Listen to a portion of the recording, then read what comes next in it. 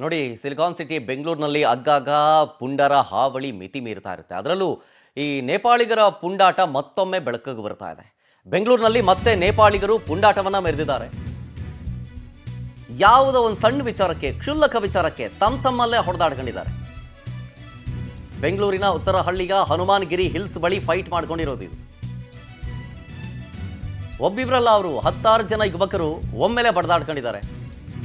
ಯಾವುದೋ ಕ್ಷುಲ್ಲಕ ವಿಚಾರಕ್ಕೆ ಗಲಾಟೆ ಮಾಡ್ಕೊಂಡು ಕೈ ಮಿಲಾಯಿಸೋ ಹಂತಕ್ಕೆ ಹೋಗಿ ಹೊಡೆದಾಡ್ಕೊಂಡಿದ್ದಾರೆ ಯುವಕರು. ಈ ನೇಪಾಳಿಗರ ಹೊಡೆದಾಟದ ದೃಶ್ಯ ಮೊಬೈಲ್ನಲ್ಲಿ ಸೆರೆಯಾಗಿದೆ. ಈ ಸಂಬಂಧ ಸುಬ್ರಹ್ಮಣ್ಯಪುರ ಪೊಲೀಸ್ ಠಾಣೆಯಲ್ಲೂ ಕೇಸ್ ದಾಖಲಾಗಿದೆ. ನೋಡಿ, ಆ ದೃಶ್ಯವನ್ನು ಗಮನಿಸ್ತಾ ಇದ್ದೀವಿ. 10 ಜನ ಯುವಕರು ಹೆಂಗ್ ಹೊಡೆದಾಡ್ಕೊತಿದ್ದಾರೆ.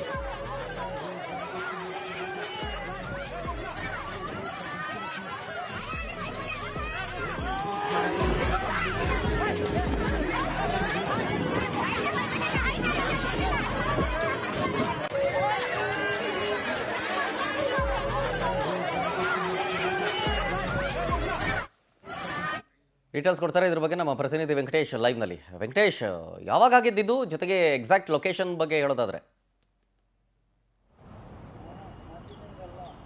ಶರತ್, ಹನುಮಾನ್ಗಿರಿ ಹಿಲ್ಸ್ ಅಂತ ಹೇಳುವಂಥದ್ದು ಅಂದ್ರೆ ಉತ್ತರಹಳ್ಳಿ ಹತ್ರ ಇರುವಂತಹ ಈ ಒಂದು ಹಿಲ್ಸ್ ನಲ್ಲಿ ಏನು ಹೊಸ ವರ್ಷ ಆಚರಣೆ ದಿನ 1ನೇ ತಾರೀಕು ಈ ಒಂದು ದುರ್ಘಟನೆ ಆಗಿರುವಂತಹದ್ದು ಅಂತ ಹೇಳಿದ್ರೆ, ಇಲ್ಲಿ ನೇಪಾಳಿಗರು ದೊಡ್ಡ ಸಂಖ್ಯೆಯಲ್ಲಿ ಕೂಡ ಬಂದು ಇಲ್ಲಿ ಸೆಲೆಬ್ರೇಷನ್ ಮಾಡುವಂತಹ ಕೆಲಸಕ್ಕೆ ಮುಂದಾಗಿದ್ದಾರೆ. ಆಗ ಮೋಜು ಮಸ್ತಿಯನ್ನ ಮಾಡ್ಕೊಂಡಿದ್ದಾರೆ. ಆಗ ಎರಡು ಗುಂಪುಗಳ ನಡುವೆ ಕ್ಷುಲ್ಲಕ ಕಾರಣಕ್ಕೆ ಮಾತಿನ ಚಕಮಕಿಯಾಗಿ ಈ ಗಲಾಟೆ ಆಗಿರುವಂತಹದ್ದು.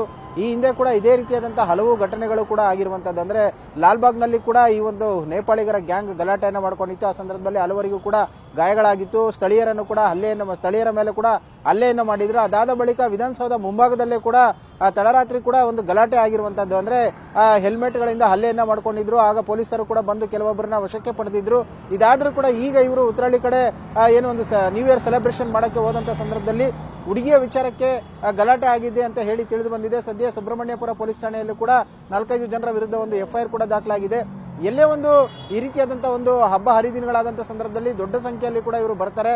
ಸೆಲೆಬ್ರೇಷನ್ ಮಾಡುವಂತಹ ಸಂದರ್ಭದಲ್ಲಿ ಗಾಂಜಾ ಮತ್ತಿನಲ್ಲಿ ಗಲಾಟೆ ಮಾಡುವಂತದ್ದು, ಕುಡಿದ ನಶೆಯಲ್ಲಿ ಕೂಡ ಹಲ್ಲೆಯನ್ನು ಮಾಡುವಂತದ್ದು ಬೆಂಗಳೂರು ಸಿಟಿಯಲ್ಲಿ ನಿರಂತರವಾಗಿ ಆಗ್ತಾ ಇರುವಂತದ್ದು. ಒಂದು ಕಡೆ ಕಳ್ಳತನ ಪ್ರಕರಣಗಳಲ್ಲಿ ನೇಪಾಳಿಗಳು ಭಾಗಿಯಾಗ್ತಾ ಇದ್ರೆ, ಈಗ ಈ ಹೊಡೆದಾಟಗಳಂತ ಪ್ರಕರಣಗಳಲ್ಲೂ ಕೂಡ ಭಾಗಿಯಾಗಿ ಸ್ಥಳೀಯರಿಗೂ ಕೂಡ ಸಾಕಷ್ಟು ಕಿರಿಕಿರಿಯನ್ನು ಉಂಟು ಮಾಡುವಂತಹ ಪ್ರಸಂಗಗಳು ಎದುರಾಗಿರುವಂತದ್ದು.